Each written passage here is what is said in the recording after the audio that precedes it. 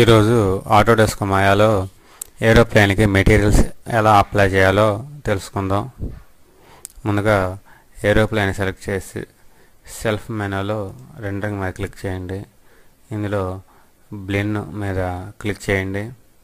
ఇక్కడ మనకి యాట్రిబ్యూట్ ఎడిటర్లో బ్లెండ్కి సంబంధించిన ప్రాపర్టీస్ మెనూ వస్తుంది. ఇందులో కలర్ ఆప్షన్కి ఎదురుగా ఒక కలర్ బాక్స్ ఉంటుంది. దీని మీద క్లిక్ చేయండి. ఇప్పుడు మనకి కలర్ సెలెక్షన్ మెనూ వస్తుంది. ఇందులో మనకు కావాల్సిన కలర్ మనం సెలెక్ట్ చేసుకోవచ్చు.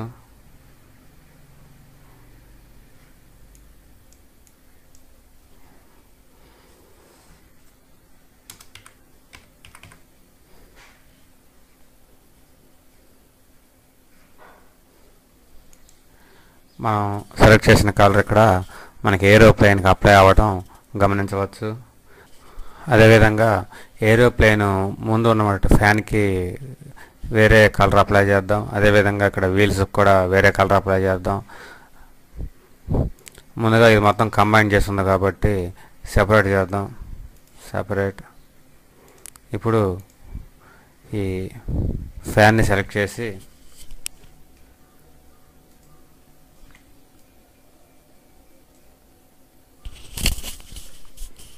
బ్లెండ్ మీద క్లిక్ చేయండి.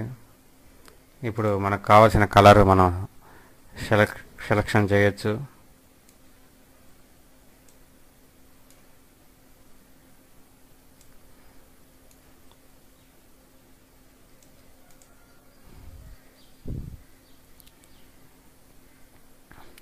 అదేవిధంగా వీల్స్ని కూడా సెలెక్ట్ చేసి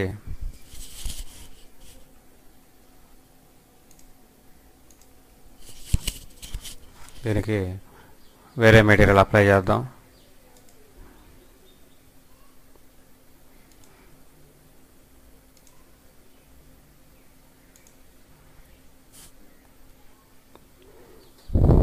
తర్వాత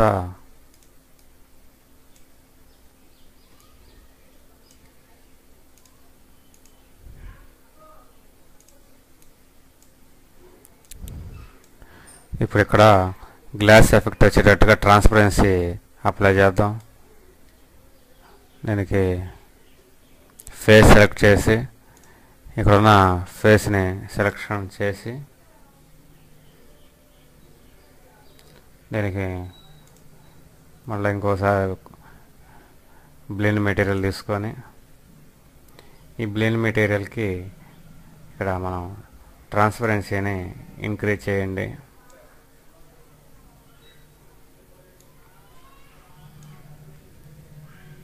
ఇక్కడ గమనించండి మనకి గ్లాస్ ఎఫెక్ట్ వస్తుందా లేదా అనేది. ఓకే, మనకి ఇక్కడ ట్రాన్స్పరెన్సీ అప్లై చేసినప్పుడు లోపల నుంచి మనకి గ్లాస్లో చూసినట్టు ఎఫెక్ట్ వస్తుంది. ఈ విధంగా గ్లాస్ ఎఫెక్ట్ వస్తుంది. తర్వాత వింగ్స్ మీద మన ఇండియన్ ఫ్లాగ్ సింబల్ వచ్చేటట్టుగా మెటీరియల్ అప్లై చేద్దాం.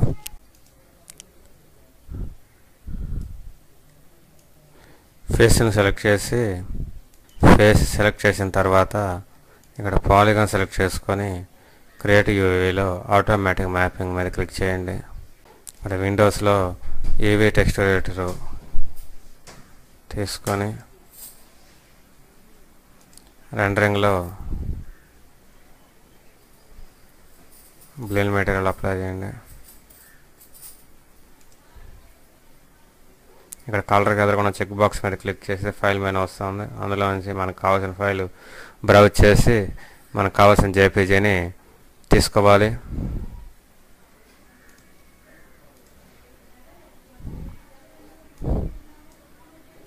ఇప్పుడు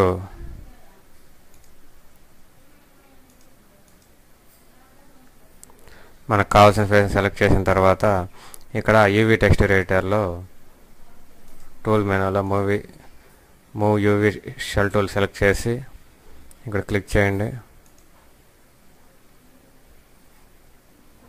అలాగే ఇక్కడ షేడింగ్లో హార్డ్వేర్ టెక్స్చర్ మీద క్లిక్ చేయండి.